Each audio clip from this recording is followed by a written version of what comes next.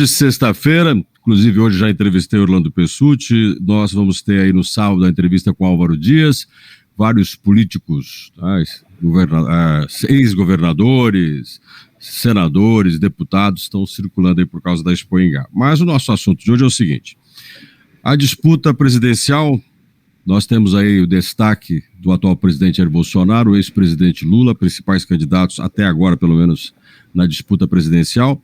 Só que Bolsonaro vem a Maringá para Expo Ingá. Ele, no sul do país, tem vantagem sobre Lula e Lula tem vantagem em outras regiões do país.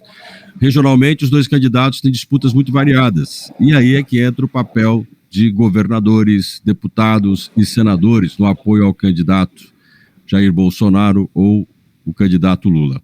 Como é que a gente pode entender essa disparidade na disputa eleitoral, levando em conta as regiões e as representações locais? Esse é o nosso tema de hoje. Reginaldo, bom dia. Bom dia, Gilson. Bom dia, Thiago e aos ouvintes. Bom dia, Thiago. Bom dia, Gilson, Reginaldo e ouvintes da CBN Maringá. Vamos começar hoje, mudando um pouco a nossa ordem de sempre, das sextas-feiras. Thiago, é com você.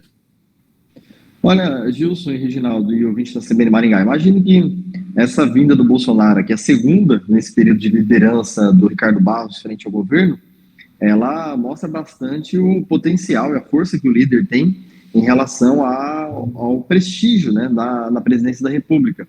Ricardo traz o Bolsonaro mais uma vez a Maringá, trouxe para a inauguração da pista do aeroporto e agora traz na Expo Ingá, tal qual o levou recentemente lá, passando por Londrina, Norte Pioneiro, Bandeirantes, aquela região ali, e agora ele veio para o norte do Paraná, de novo na condição de presidente do país. É claro que o Bolsonaro ainda mantém a dianteira perante ao Lula na maioria dos estados aqui do Centro-Sul, né? Mato Grosso do Sul, Paraná, Santa Catarina, Rio Grande do Sul, São Paulo a disputa está um pouco mais acirrada, mas o Lula ainda continua à frente. Roraima também é um reduto bolsonarista muito forte, né? O Acre também, Rondônia, enfim, esses estados ainda mostram uma força do presidente da República perante ao ex-presidente.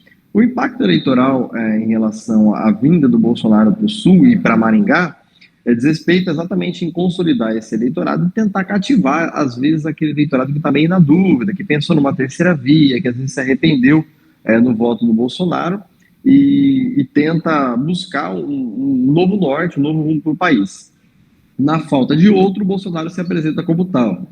Então, a ideia da vinda dele aqui eu creio, bem nesse sentido, né, de poder consolidar um eleitorado que ainda está meio disperso, né, tentar conquistar e consolidar, e também mostrar o prestígio que ele tem em relação à liderança do Ricardo Barros, que tem trazido aqui com um pouco mais de frequência. Reginaldo.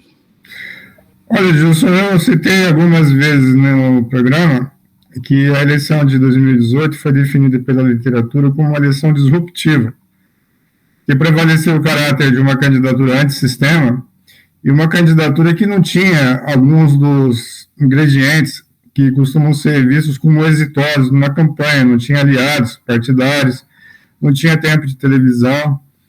Então era o Bolsonaro contra o sistema político. Isso foi forte naquela conjuntura. Mas agora, numa campanha de reeleição, não há aquele caráter disruptivo. E o presidente percebeu isso ao se aliar ao Centrão já há pouco tempo, para ter aliados partidários, para ampliar o tempo de televisão e para ter palanques nos estádios, já que as eleições são casadas. Simultaneamente, presidente da República, governador, senador, deputado estadual e federal. Então, numa circunstância de relativa normalidade, todos esses elementos influenciam a decisão do eleitor. É importante ter palanques nos estados, candidaturas fortes a governador, a senador, e também as chapas proporcionais, porque são esses candidatos que pisam no solo dos municípios pedindo voto, né? Então, é o diferencial, o candidato que se articula mais. Se isso vai ser eficaz ou não, né, nós temos que testar, mas recomenda-se que se faça isso, né? Então, o presidente Bolsonaro e o ex-presidente Lula, eles têm investido nessa estratégia.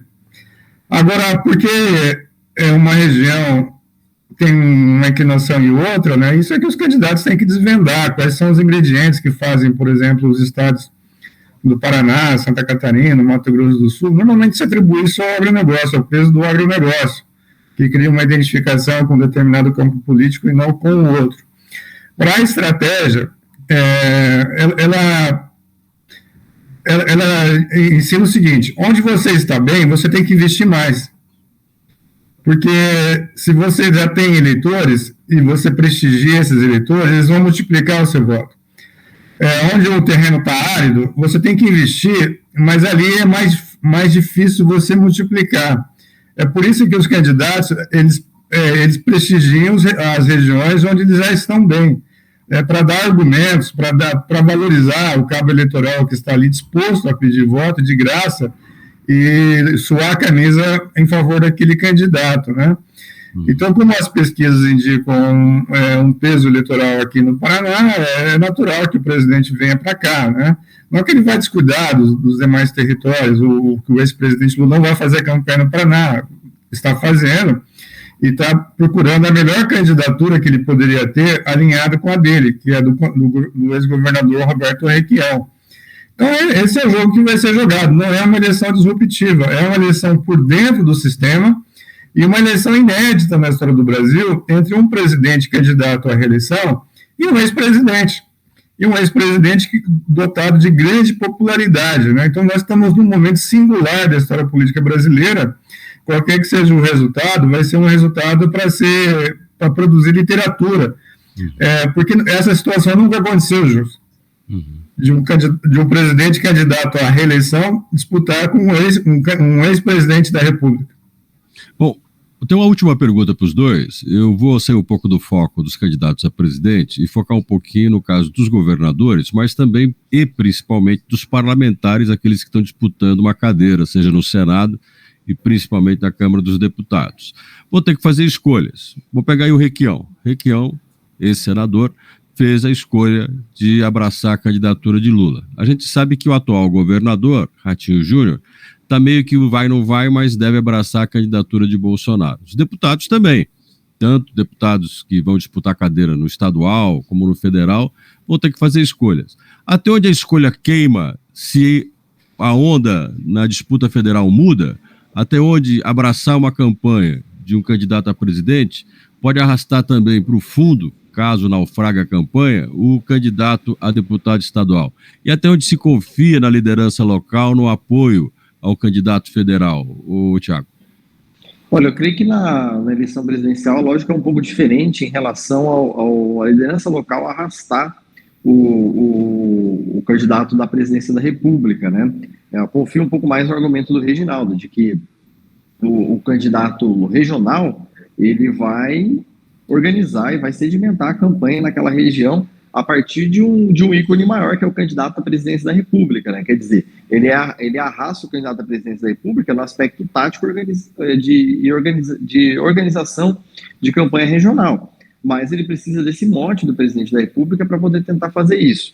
Na prática, os deputados fazem o seguinte: eu cuido da minha campanha, eu sou responsável pela minha campanha, e as outras campanhas que vierem, deixa quieto, né? Exceto se você não for um parlamentar muito atrelado à imagem da presidência da República.